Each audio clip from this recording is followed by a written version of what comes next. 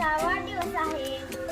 आज तिला खूप आनंद वाटत आहे. बुके आणले आहेत.